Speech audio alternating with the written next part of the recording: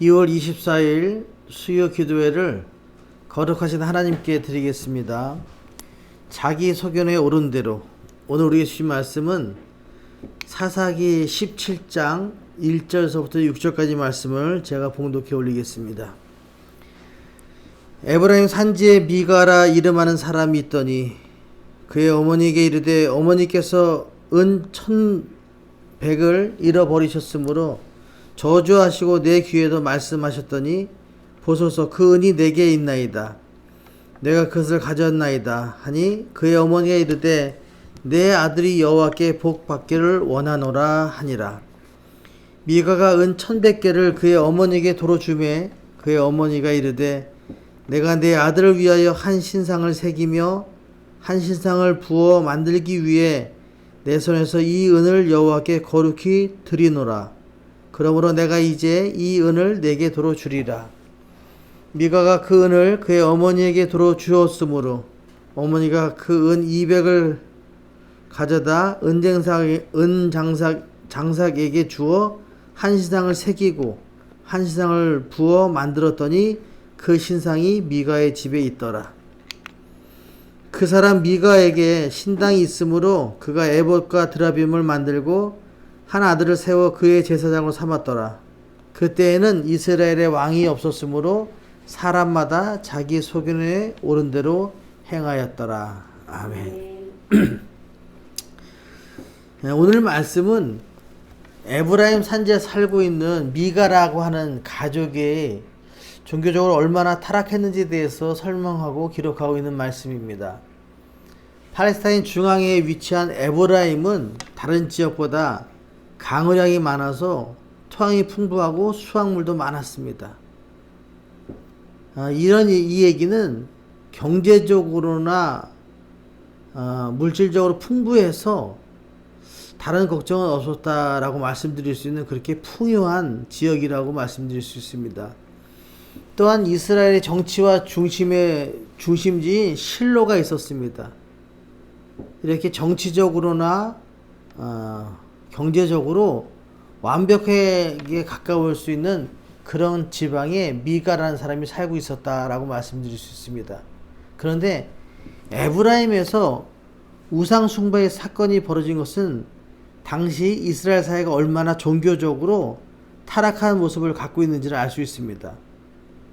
실로가 있는 에브라임 산지에 미가라는 사람이 이 정도인데 다른 사람들이야 일반인들이야 얼마나 많이 종교적으로 타락했을까를 우리가 짐작할 수 있다는 그런 말씀입니다.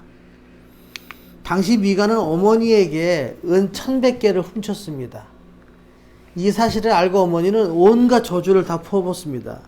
예를 들면 내 돈 은 1,100개를 가져간 사람은 아마 벼락을 맞아 죽을 것이다. 이렇게 온갖 저주를 막 퍼부은 거예요.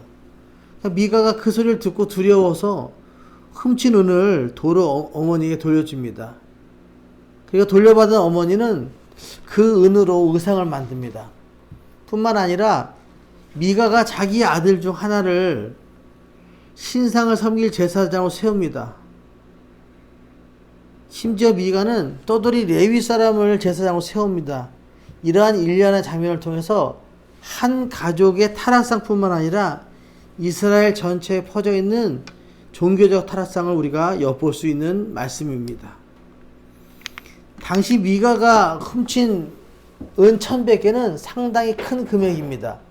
은 1,100개 하니까 생각나는 게 블레셋 사람들이 드릴라에게 은 1,100개씩 5방백이 주면서 삼손을 잡아달라고 얘기할 때 그 돈 준 금액이 은 1,100개였습니다. 이렇게 한 부족이 낼 수 있는 돈을 잃어버린 거예요. 상당한 금액을 도난당한 어머니는 자신의 돈을 다시 찾고 싶은 마음에 온갖 저주를 퍼부었습니다. 그리고 미가가 어머니의 저주를 듣고 두려워서 이거 만약에 걸리게 되면 만약에 내가 이걸 갖고 있다가 이 저주대로 산다면 나는 얼마 살지 못하고 죽을 것이다. 이런 두려운 마음에 돈을 훔쳐갔다고 어머니에게 고백하면서 돈을 갖다 줍니다. 그러자 어머니는 여호와의 이름으로 아들을 축복합니다. 아니 저주할 때를 언제고 또 아들을 축복하는 모습을 보게 됩니다. 그 이유는 당시에 저주의 맹세를 처리하려면 축복의 말을 해야 된다는 사상이 있었기 때문입니다. 이렇게 엄청난 축복 저주를 하면 이 저주가 그 안에 다 이루어지니까 엄청난 또 축복을 해야지 이 저주와 축복이 갖게 되면서 없어진다.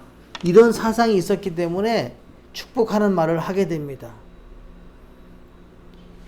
그래서 아들을 축복함으로 아들의 저주를 취소시키려는 의도가 있었습니다. 이러한 면에서 어머니는 자신의 유익을 따라 저주하고 또 축복하면서 여호와의 이름을 망령되게 사용했던 점을 발견하게 됩니다. 이렇게 아들이 돌려주려는 돈을 아들에게 다시 주면서 아들을 위해서 신상을 만들고 여호와께 거룩히 드렸다라고 말하면서 여호와의 이름을 망령되게 일컫는 모습을 보게 됩니다. 신명기에서는 이렇게 얘기합니다. 나 외에는 다른 신을 두지 말지니라. 또 신명기 5장 11절에는 너는 내 하나님 여호와의 이름을 망령되이 일컫지 말라. 나 여호와는 내 이름을 망령되이 일컫는 자를 죄 없는 줄로 인정하지 아니하리라 라고 말씀하시면서 망령되게 일컫는 그 자체가 죄라고 말씀하십니다. 또 마태복음 5장 34절에 나는 너에게 이르노니 도저히 맹세하지도 말지니 하늘로도 하지 말라. 이는 하나님의 보좌입니다 라고 얘기합니다. 하나님께 맹세해도 안 되고 하늘로서 맹세해도 안 되고 하나님의 이름을 망령되이 일컬어도 안 되고 언제는 저주했다가 그 저주를 취소하기 위해서 또 하나님의 이름으로 축복하는 이런 모습들은 하나님을 망령되이 일컫는 일이라고 성경은 우리에게 꾸짖고 있는 모습입니다. 이는 분명히 우상 숭배였고 비신앙적인 행위였습니다. 뿐만 아니라 미가는 대제사장의 신분을 보여주기 위해서 이 착용하는 에봇 이것을 만들고 드라빔을 붙이고 자신의 아들을 제사장으로 삼았습니다. 이는 당시 이스라엘 백성의 영적 무지를 보여주는 단면이 아닐 수 없습니다. 제사장직을 감당하기 위해서 그냥 건 모양만 만든다고 해서 제사장이 되는 게 아닌데 이렇게 대충 예봇도 만들고 드라빔을 붙이면서 그냥 아들을 제사장으로 삼았습니다. 이렇게 잘못된 것들 때문에 이단이나 사이비, 우상, 자신들의 만들어낸 종교 지도자 이런 모습으로 자기 마음대로 하는 모습을 보게 됩니다. 체계 없이 또 정리되지 않는 모습으로 이렇게 자기 마음대로 하는 것은 사실 어떻게 보면 하나님을 우롱하는 일이라고 할 수 있습니다. 그 다음에 이어지는 본문에서는 오늘 읽지는 않았지만 떠돌아다니는 레위 사람을 자기의 집에 정식 제사장으로 삼았습니다. 원래 레위인들이 제사장을 삼는 게 맞는데 지나가는 분들을 위해서 자기 집에 정식 제사장으로 삼았습니다. 원래 레위 지파는 유다 지파에 속한 베들레헴에서 태어나서 이 사람은 유다 베들레헴을 떠나서 예루살렘 산지에 와서 미가의 집까지 이르면서 이렇게 떠돌이 생활하는 그런 사람이었습니다. 지금 시기에 얘기하면 임지가 없어서 고민하는 목사님이나 전사님을 얘기할 수 있습니다. 이런 상황이죠. 자기가 분명히 레위인인데도 불구하고 임지가 없어서 돌아다니다가 베들레헴을 떠나서 에브라임 산지 산 꼭대기에 있는 미가의 집까지 오게 되었다 이렇게 말씀드릴 수 있습니다. 이 사람을 자기 집에 정식 제사장으로 삼았습니다. 레위인은 가나안 정복 당시 땅을 기업으로 받지 못했습니다. 그래서 이스라엘 백성들이 10분의 1을 10의 1조를 드리면 그 돈을 가지고 생계를 유지하며 살았습니다. 하지만 그러한 의무를 충실하게 이행하지 않자 생계의 어려움을 느끼고 그의 가족과 함께 거주할 곳을 찾아다니는 중이었습니다. 이렇게 레위인이 어렵고 힘든 상황 속에서 미가가 이를 데려다가 자기의 개인적인 재산으로 삼아서 종교적인 욕망을 채우려고 합니다. 이 말씀 안에는 뭐가 포함되어 있냐면 네가 우리 집에 와서 제사장 역할을 하면서 우리 집안에 복을 주어라 라는 말씀이 포함되어 있는 겁니다. 오늘 읽지 않았지만 13절에 이렇게 기록하고 있습니다. 제가 한번 읽어드리겠습니다. 이에 미가가 이르되 레위인이 내 제사장이 되었으니 이제 여호와께서 내게 복 주실 줄을 아노라 하니라 라고 이렇게 말씀하십니다. 이 말씀은 내가 레위인을 데려다가 우리 가정에 제사장을 삼았으니까 이젠 이 모습을 보면서 하나님께서는 내게 복을 주실 것이다. 우리 집안에 엄청난 복을 주실 것이다 하는 마음을 가지고 이 레위인을 자기네 집에 제사장을 삼았다는 얘기입니다. 미가는요, 하나님을 위해서가 아니라 자기 자신을 위해서 레위 사람을 제사장으로 고용하였습니다. 미가는 자기 자신을 위해 우상을 만들고 레위인을 제사장으로 세워놓으면 하나님께서 나에게 우리 가정에 복 주실 것이라는 착각을 했습니다. 그러나 그의 신앙은 자신의 형통함과 복을 받기 위한 것이었고 외적인 조건만 갖추어 놓으면 하나님께서 복을 주실 것이라는 잘못된 신앙관을 가지고 있었습니다. 그래서 뭐 옷도 제사장처럼 만들고 자기 아들을 제사장 삼고 이래도 아닌 것 같으니까 지나가는 레위인을 잡아다가 데리고 와서 자기 집안에 제사장을 삼고 이렇게 하면서 남들이 보기에나 아니면 자기 마음속에 이 정도면 하나님께서 나에게 복을 주시지 않겠냐 하는 마음으로 제사장을 세우는 모습을 보게 됩니다. 그는 개인적으로 탐욕으로 가득 차 있었을 뿐만 아니라 하나님의 뜻이 무엇인지 하나님께서 무엇을 기뻐하신 데 대해서는 전혀 무지했습니다. 이러한 모습은 미가 개인적인 문제가 아니라 당시 이스라엘 사회가 갖고 있었던 영적인 무감각이었습니다. 그래서 성경은 이렇게 영적으로 어두운 시대를 살아가고 있는 이스라엘 백성에 대해서 뭐라고 말씀하시면 6절에 다 같이 한번 읽어보겠습니다. 6절 시작. 그때에는 이스라엘에 왕이 없었으므로 사람마다 자기 소견에 오른 대로 행하였더라. 이 말씀은요, 이스라엘에 왕이 없었다는 얘기는 기준이 없다는 얘기입니다. 그 안에 확실한 근거나 말씀이 없었기 때문에 사람마다 자기 소견대로 내 마음대로 하면 된다라는 생각을 가지면서 그렇게 무지하게 영적으로 무지하게 생활을 하면서 살았다 하는 얘기입니다. 우리들도 또한 이렇게 현대를 살아가면서 영적인 무감각으로 해서 잘못된 우상을 섬기면서 하나님께 복받기를 바라고 있지 않은가를 돌아보아야 됩니다. 또 외형적으로 종교 생활만 잘했다고 하나님께서 복 주실 것이라는 착각을 하고 있지 않은가를 돌아보아야 됩니다. 그러니까 우리가 인생을 살아가면서 잘 몰라서 말씀을 몰라서 믿음이 없어서 자꾸만 우상을 섬기면서 살아가는 모습으로 이 정도 하면 하나님께서 나에게 복을 주겠지 또 이렇게 생각하고 외형적으로 내가 교회만 다니면 되지 라고 얘기하면 하나님께서 나에게 복을 주실 것이다 라고 얘기하면 안 된다고 말씀하시는 거예요. 로마서 13장 10절에 사랑은 이웃에게 악을 행하지 아니하나니 그러므로 사랑은 율법의 완성이니라 라고 얘기합니다. 모든 게 다 율법이 있습니다. 근데 이 율법 위에 율법을 뛰어넘는 것이 사랑이라고 말씀하시는 거예요.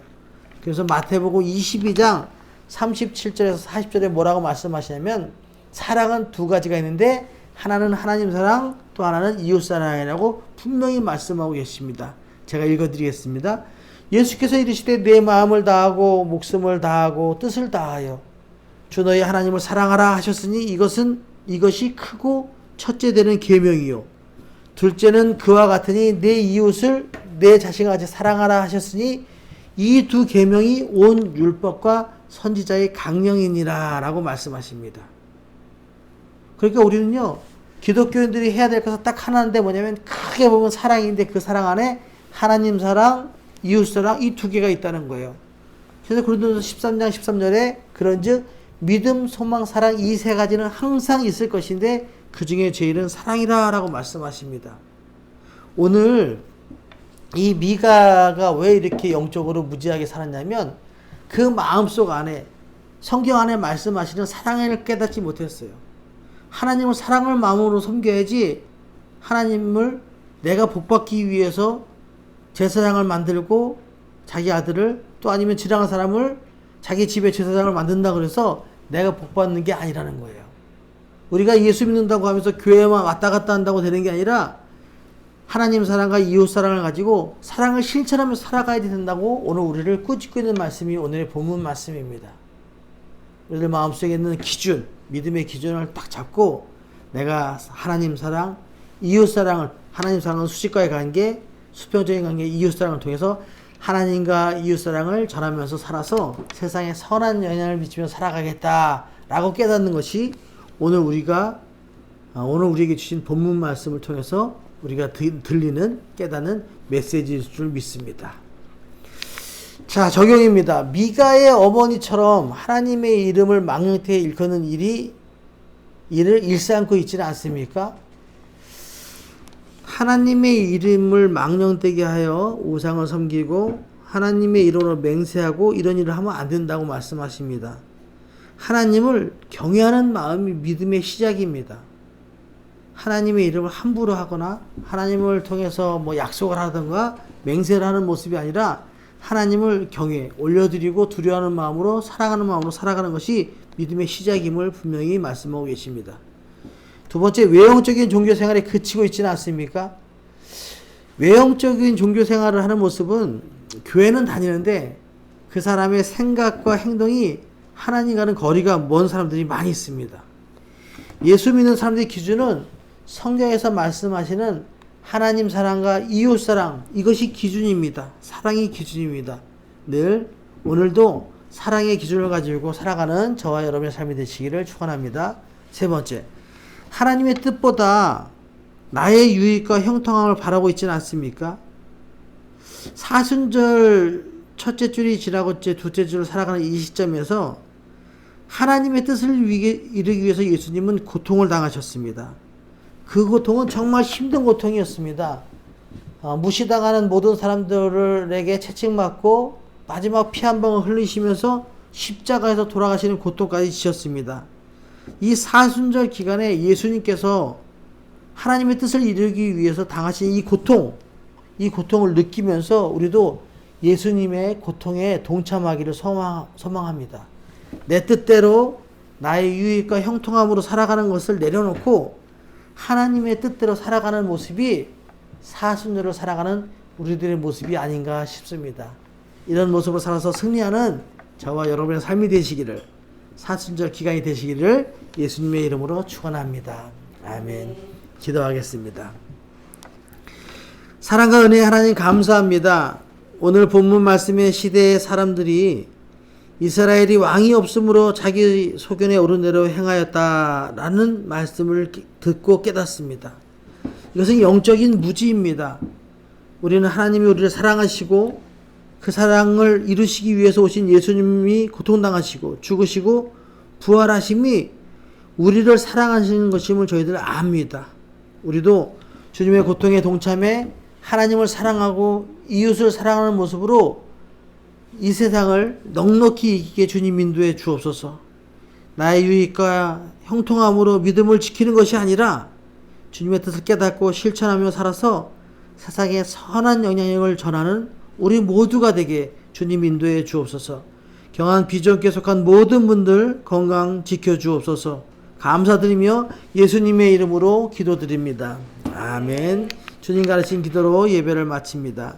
하늘에 계신 우리 아버지의 이름을 거룩하게 하시며 아버지의 나라가 오게 하시며 아버지의 뜻이 하늘에서와 같이 땅에서도 이루어지게 하소서. 오늘 우리에게 일용할 양식을 주시고 우리가 우리에게 잘못한 사람을 용서해 준 것 같이 우리 죄를 용서해 주시고 우리를 시험에 빠지지 않게 하시고 악에서 구하소서. 나라와 권능과 영광이 영원히 아버지의 것입니다. 아멘.